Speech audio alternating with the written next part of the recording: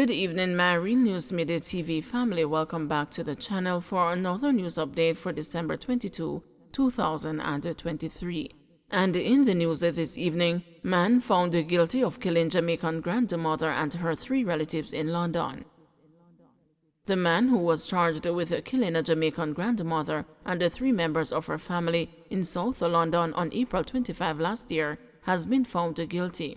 Joshua Jacques, 29, stabbed to death 27-year-old Samantha Drummond, her mother 45-year-old Tanisha Oforia Kufo, as well as her 64-year-old Jamaican-born grandmother Dolly Hill and her partner 68-year-old Denton Burke in Bermondsey.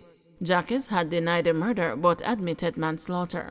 Jurors at the Old Bailey on Thursday found him guilty following a 3-week trial. He was remanded for sentencing on February 9 next year.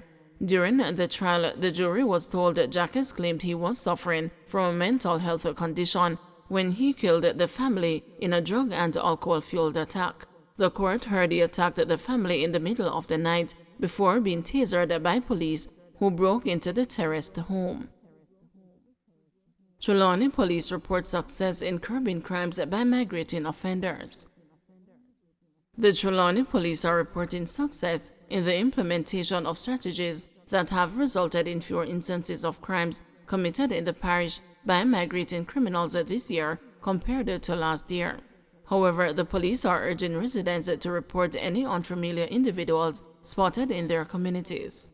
A lot of crimes occurred not so much this year involving migrants, but last year in particular.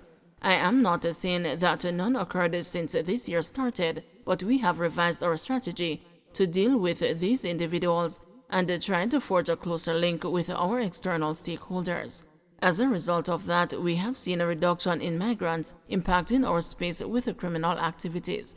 But you must be aware that we are likely to see these migrations in our space, the head of the Trelawney Police Division, Deputy Superintendent of Police, Winston Milton, said. I urge you to make use of the partnership between yourself and the police by sharing this information with us when new persons or strangers move into your space. Let us know about it so we can deal with it, because usually these individuals continue their activities within the new area where they are now residing, he added.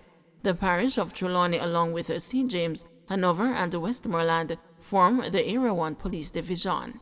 Due to a spike in criminal activities, states of public emergency were recently imposed in St. James, Hanover and Westmoreland, and DSP Milton noted that generally, criminals living in areas under SOEs flee from the security forces to communities in parishes like Trelawney, which are not under similar security measures. CAC urges consumers to request a warranty when buying electrical items. Consumers are being reminded to request a warranty when purchasing appliances and other electrical items this holiday season. This urging by the Consumer Affairs Commission comes against the background of the agency's concern that too many persons are buying these items without a written guarantee for their replacement or repair if necessary.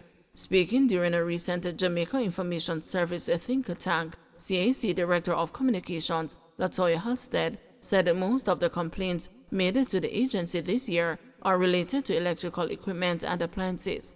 Year on year, we see this topping the complaint category, and it says that consumers are not doing their due diligence when they are purchasing these items, as she noted. Halstead emphasized that consumers must demand a warranty if one is not given to them willingly, as items do not always work as expected. The fact is, you must get an explicit warranty when you are purchasing an electrical item, which could be what is extended from the manufacturer. This could be 1 month, 2 months, a year. Now, if you do not get the explicit warranty, automatically the Consumer Protection Act states that you must get an implied warranty of 6 months, and this covers goods and services, the director added. Halstead also encourages consumers to read labels carefully and as best as possible, test the appliances in store before making a purchase.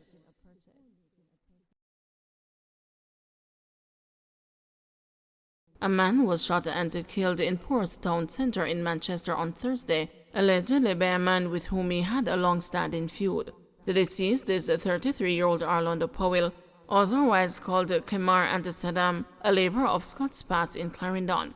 It is reported that about 4:45 p.m., Kemar was at a bar when he was approached by two men. One of the two men brandished a firearm and opened fire at Mr. Powell, hitting him in the face. Mr. Powell ran but was chased and shot several times. He was taken to hospital where he was pronounced dead. St. Catherine community frustrated after days without power. No power in the Little Greendale community off the Slagoville Main Road in St. Catherine has left the residents frustrated for the last 2 days. The residents say they have been without electricity since Wednesday and have been given no indication of when power will return. Counsel for the Treadways Division, Sidney Rose, says several representatives at the Jamaica Public Service have promised to have the power restored, but residents still remain without electricity. I've called several senior personnel at the Jamaica Public Service Company, and up until now, the situation has not been addressed. So I am calling on JPSCO because all the residents who live within that space have lost everything that they have had in their refrigerator. The meats for Christmas, their cereal, their juices, their drinks, everything has been spoiled. So I'm calling on JPSCO to have power restored to Clinton Drive, Little Greendale, or Slagoville Main Road as soon as possible. Interest in local government election could heighten amid a salary hike for councillors, says Ashley. Political commentator Dr. Paul Ashley believes that there could be an increase in voter turnout for the upcoming local government elections due to the recent salary hike for councillors. Dr. Ashley said candidates will work harder to pull out voters to secure a seat in the respective municipal corporation because of the massive salary increase. He was responding to the latest Don Anderson poll, which shows an increase in voter apathy.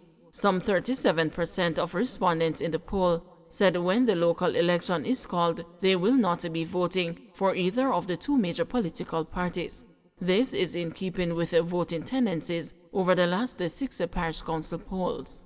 Local government elections traditionally in Jamaica have had very low turnouts because people never take local government seriously. Local government could hardly do anything. They didn't have any funding.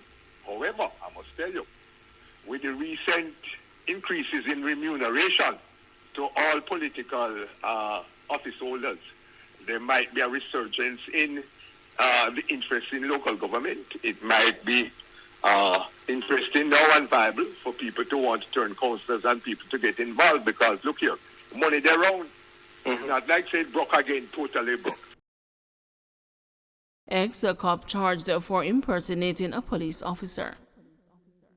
A man who was discharged by the Jamaica Constabulary Force almost a decade ago is currently before the Kingston and St. Andrew Parish Court for allegedly impersonating a cop. Kadian Denton is charged on an indictment for false pretense, false declaration, and impersonating a police officer. The Crown alleges that on December 5, Denton visited the Office of the Public Safety and the Traffic Enforcement Branch to have a motor vehicle released after it was seized by the police during a road traffic violation. Denton indicated that he was a police officer who is stationed at the Hunts Bay Police Station and that he was on 3 years suspension from the force. However, through investigation, it was determined that Denton was discharged from the force in 2014. When quizzed by Acting Master in Chambers, Her Honor Luciano Jackson, Denton said he does not have a lawyer. He did not enter a plea on Thursday. Jackson made a fingerprint order for Denton and adjourned the matter until April 16, 2024 for the accused to settle his legal representation.